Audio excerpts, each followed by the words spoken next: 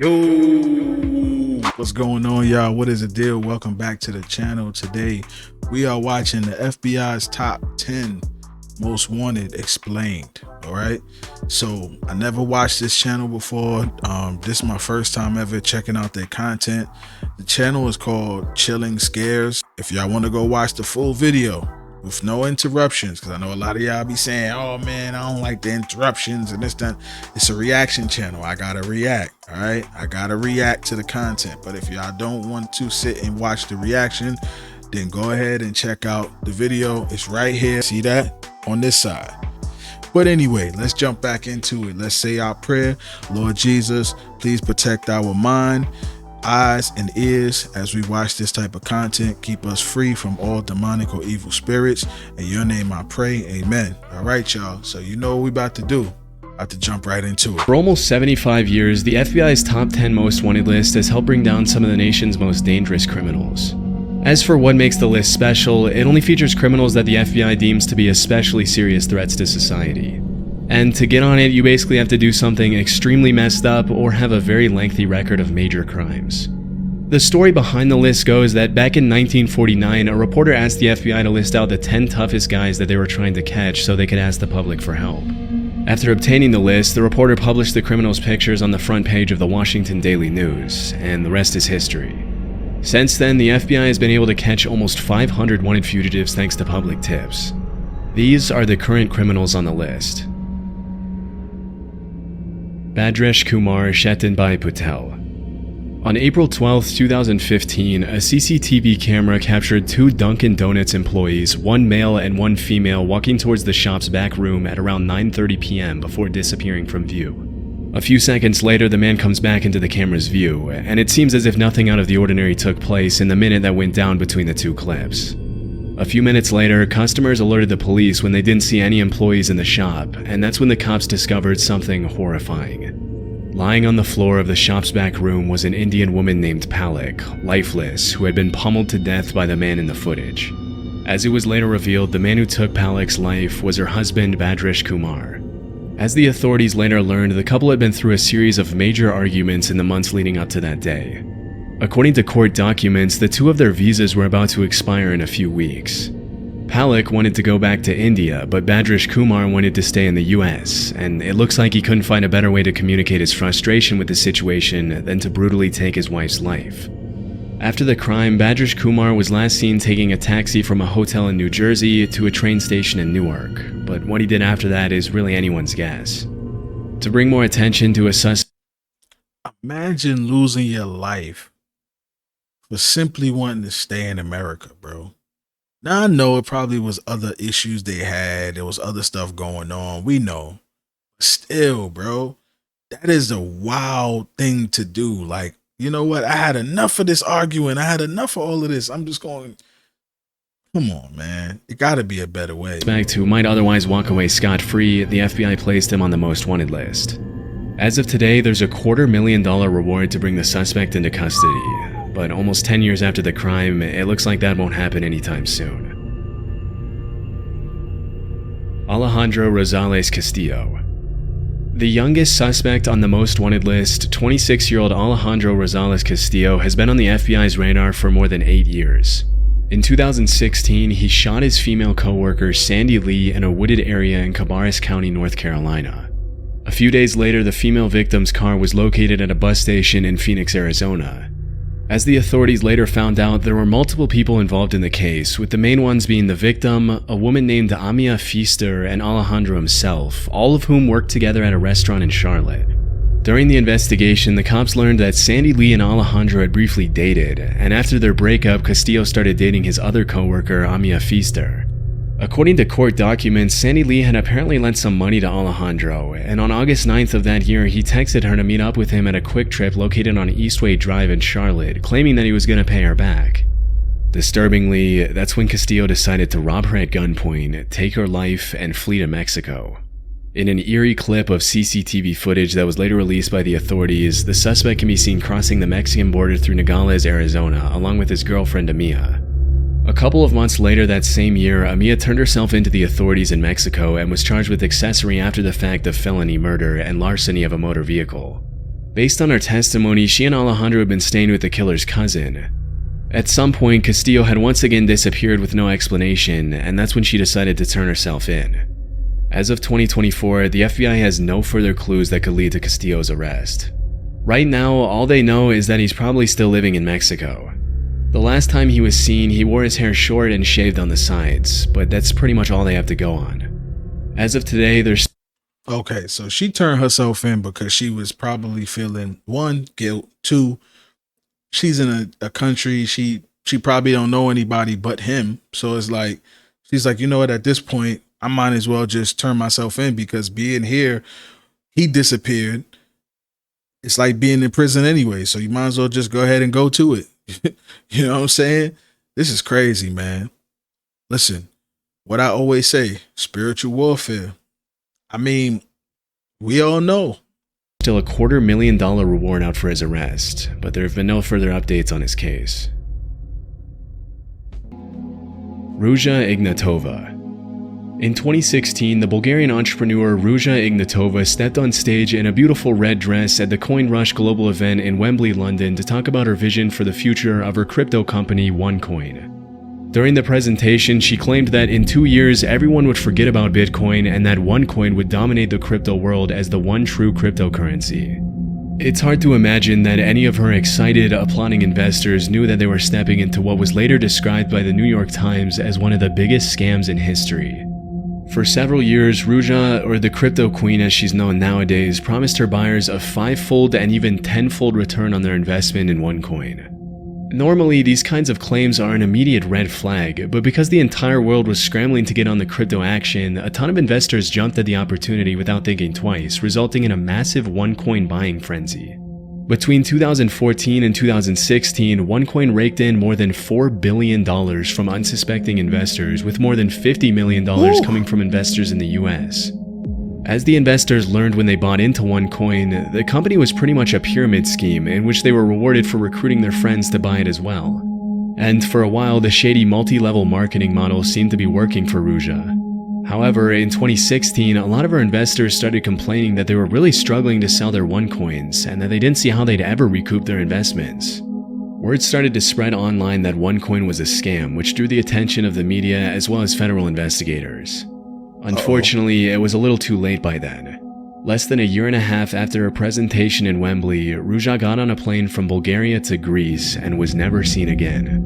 Disturbingly, during the investigations, a bunch of really messed up emails written by Ruja were leaked by federal investigators in which the crypto queen made it more than clear that she knew she was scamming people out of their hard-earned money from the very start. In some of her emails, she admitted that the company wasn't actually mining any coins, that her coin was trash, and that her investors were idiots for trusting her. In one of her emails, she proposed an exit strategy to her partner Carl Greenwood, which consisted of taking the money, running away, and blaming somebody else for the whole thing. During the investigation, Carl ended up pleading guilty to wire fraud and conspiracy to launder money, for which he was sentenced to 20 years in prison. As it was later revealed, the FBI had been onto Ruja long before she fled from Bulgaria, even recruiting her American boyfriend to look into her company's practices for them. After learning about her extremely sketchy business practices and her grand scheme to steal billions of dollars from investors all around the world, she was charged with wire fraud, money laundering, and securities fraud. This promptly landed her a spot on the FBI's most wanted list, becoming only the 11th woman to earn that distinction. Looking into her past to find clues as to what could have influenced Ruja to do something so nefarious, federal investigators found some pretty interesting stuff. As it turns out, Ruja was fluent in 4 languages, was extremely intelligent, once had a job at a high-ranking consulting firm, and had been obsessed with fashion and maintaining her image from... I mean, there's no surprise to any of that. To pull off something so elaborate, you had to be highly intelligent. You had to be tapped into the fashion world because, let's face it, right? People, that's what they look at, your exterior first. They don't even care about what you have to say. If your exterior isn't up to par, then they're not even going to give you the time of day. So this was well calculated, man. This was crazy, bro. This is a crazy one, for real. From a very young age. It was only with the benefit of hindsight that prosecutors were able to clearly see how she used all these qualities to carry out her malicious plans. Unfortunately, it doesn't look like the FBI will find her anytime soon. It's been rumored that after fleeing the country, the crypto queen may have drastically altered her appearance with plastic surgery and is believed to travel with armed guards at all times.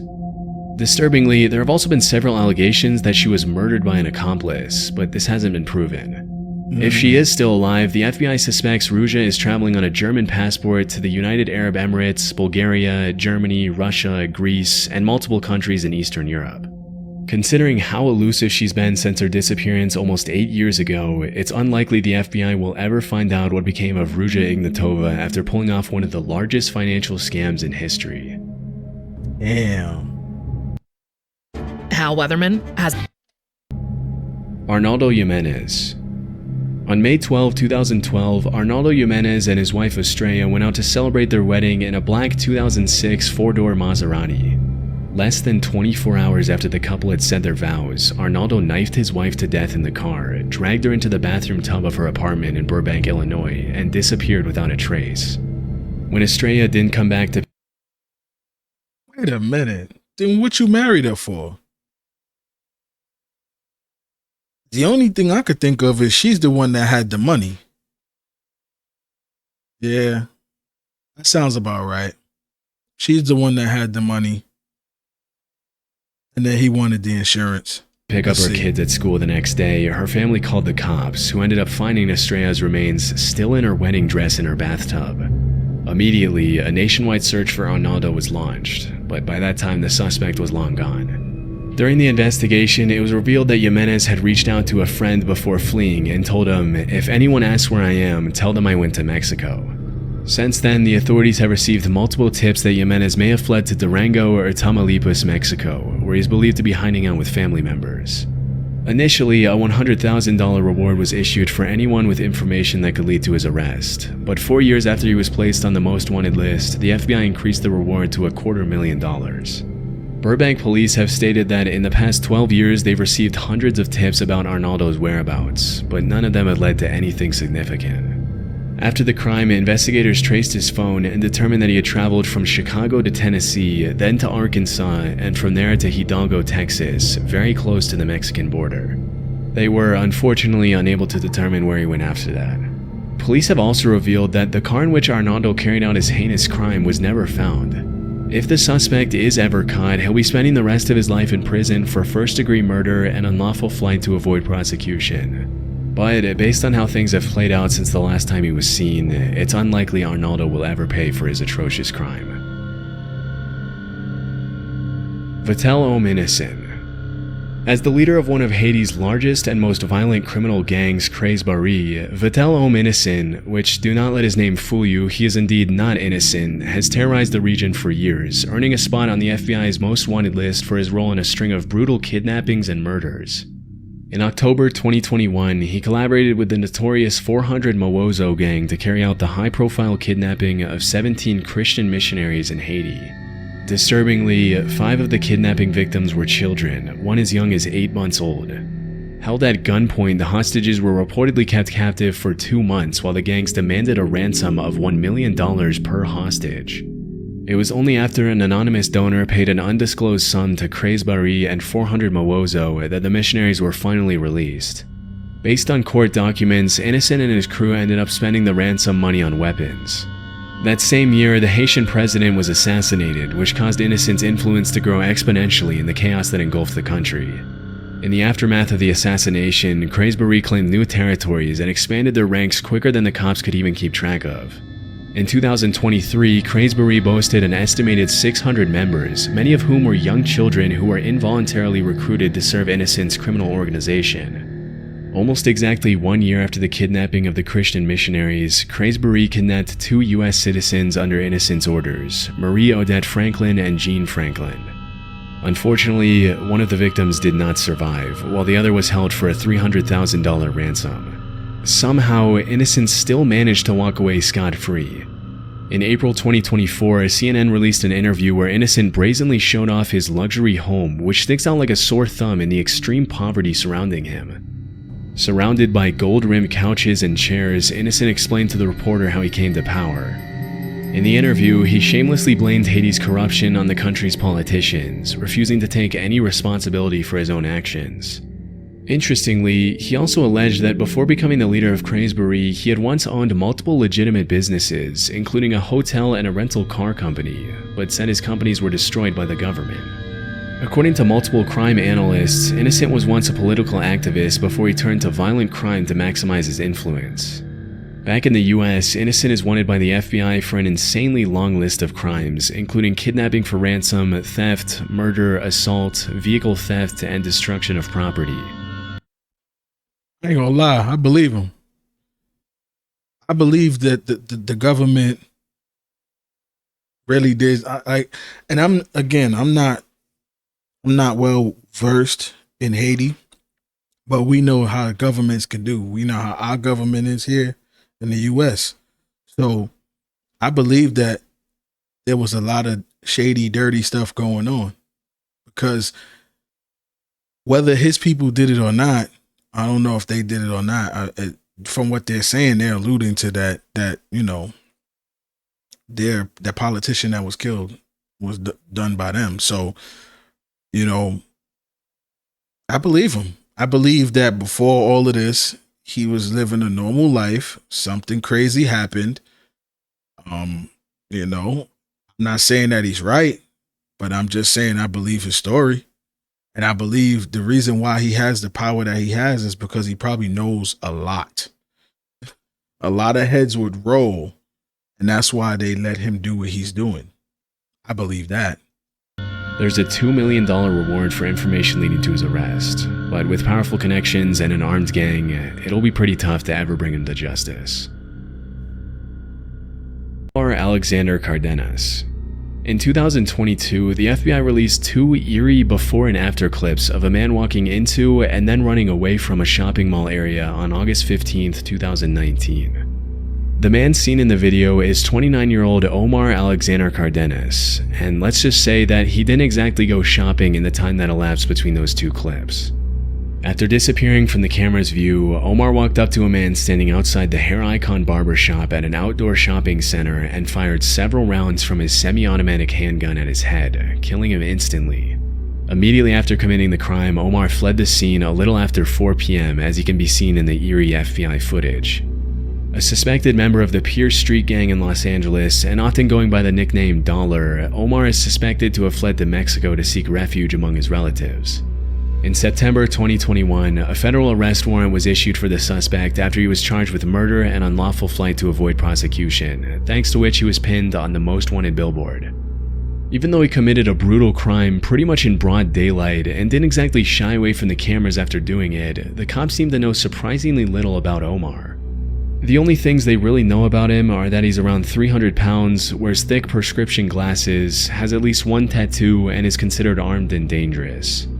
Which alone is hardly enough to track down a criminal who's crossed international borders to flee prosecution. With time, hopefully more information will surface leading to his potential extradition and arrest, but for now, it looks like Omar will remain a most wanted criminal. Ulan Adonai Archaga Carayas. Back in the 80s, a gang known as the Mara Salvatrucha was set up to protect Salvadorian immigrants from other gangs in the Los Angeles area. Fast forward a couple of decades, and the Mara, or the MS-13 for short, had become one of the most brutal and violent criminal organizations in the world. Nowadays, MS-13 has a strong presence in El Salvador, Guatemala, Honduras, Mexico, the US, Canada, and even Spain. They engage in all kinds of criminal activity, from drug trafficking, human trafficking, extortion, murder, and racketeering, often using extreme violence to maintain their influence and control. For many years, a man named Ulan Adonai Archaga Carayas operated as the head of MS-13's criminal activities in Honduras, providing support and resources to the gang in Central America and the US with firearms, narcotics, and loads of cash. Often operating under his alias Porky, Ulan is wanted by the FBI for trafficking multi-ton loads of drugs through Honduras to the US, and for the killing of several rival gang members. Among Porky's colorful criminal charges, you'll find everything from murder to racketeering conspiracy to drug importation to possession of machine guns. Even though he's only around 160 pounds, Ulan is considered one of the most powerful men in Honduras, as the MS-13 gang has had the country in a chokehold for years. The most shocking part of the story is that at one point, Porky had already been apprehended by the Honduran authorities and was even taken to a courthouse for a hearing on charges of murdering 2 Honduran prosecutors. But during the hearing, 20 armed men dressed up in the same clothes as the anti-gang police units walked into the building escorting a veiled suspect and suddenly opened fire on the guards. In just a few seconds, the men subdued the guards and safely escorted Porky out of the courthouse, killing 4 police officers in the process. For obvious reasons, Porky is considered armed and extremely dangerous. Due to the sheer nature of his crimes, the FBI is offering $5 million to anyone who can provide information leading to his arrest. One of the things that makes it extremely difficult to track a suspect like Porky down is that he's taken every possible measure to fly under the radar. Although he's believed to still be in Honduras, he and his security team use untraceable numbers from Israel and Poland, and he goes to extreme lengths to keep his whereabouts a secret when he contacts his family.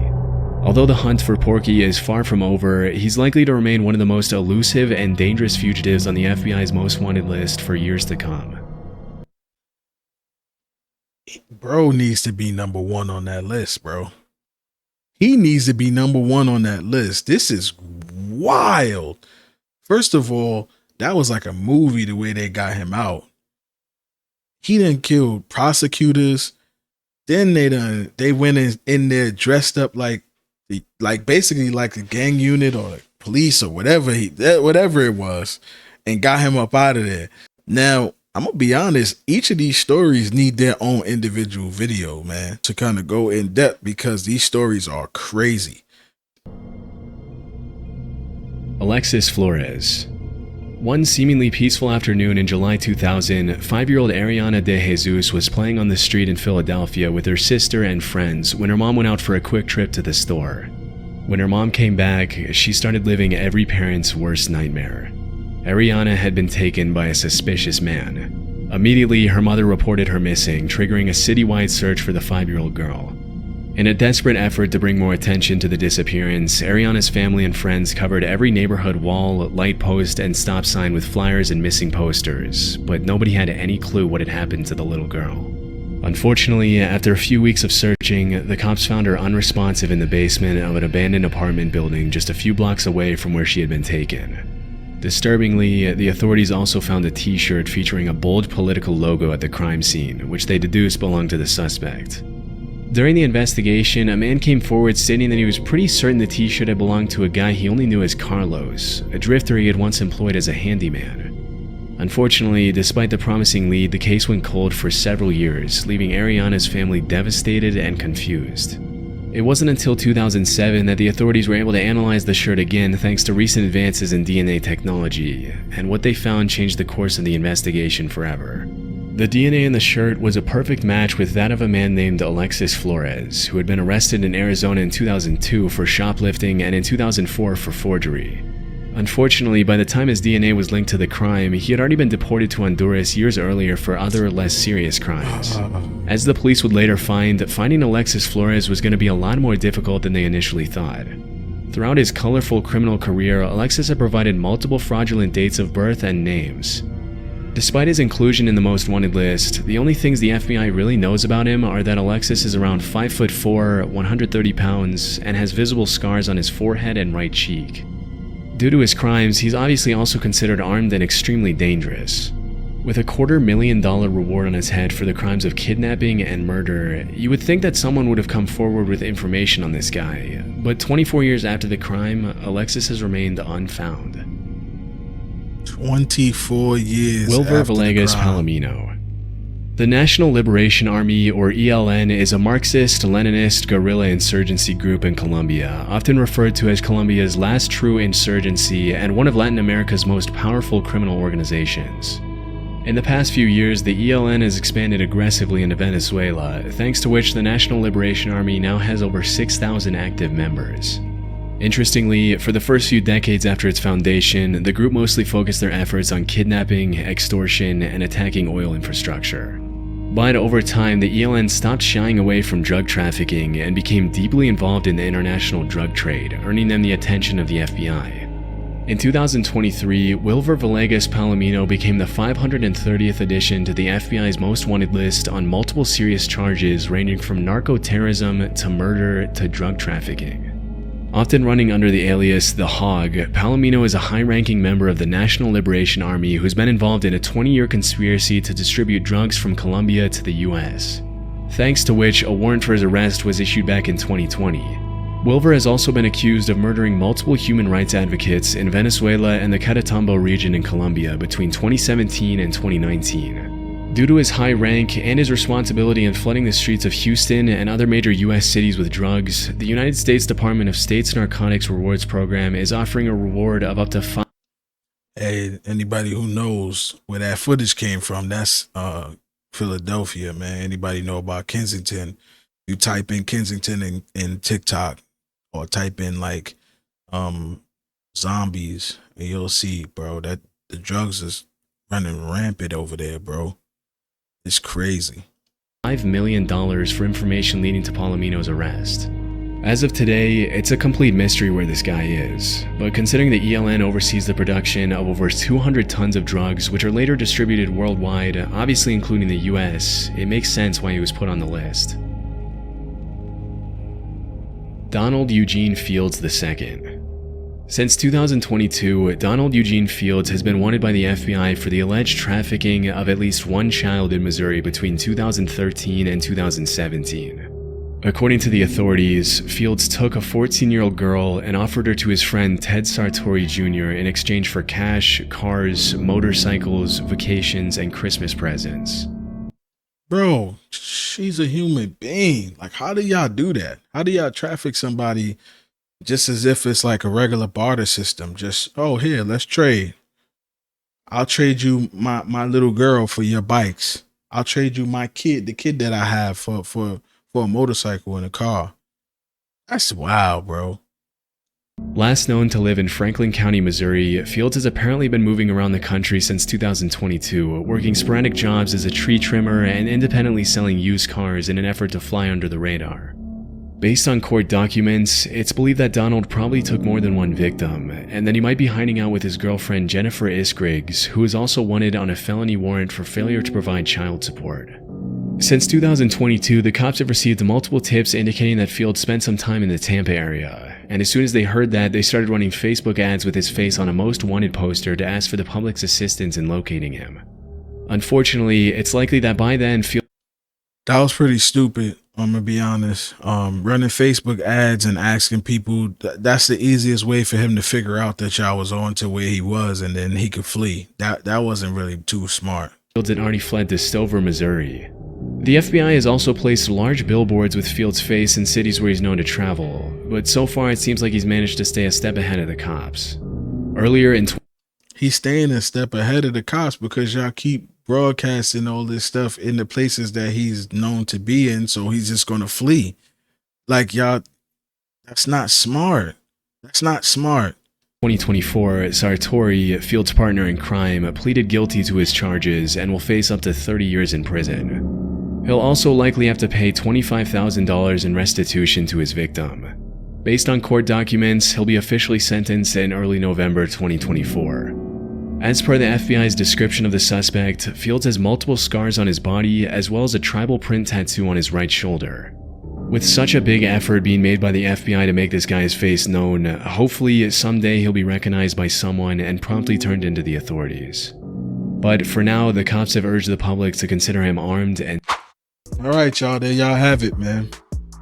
And I know I say it every video and I'm gonna say it again like I do all the time. This is spiritual warfare. I mean, look at this. This is pure evil. All this stuff is pure evil. Every last case. Come on. When are we going to acknowledge the fact that this is real? This is what's happening. Hey, yo, man. I don't have much to say about this one. Y'all get down in the comment section below. Let me know what y'all think about it. And stay prayed up, man. Get close to Jesus, man, please. Before it's too late. Because look what's going on in our world today, man. This evil is among us all over. I'm out. Peace.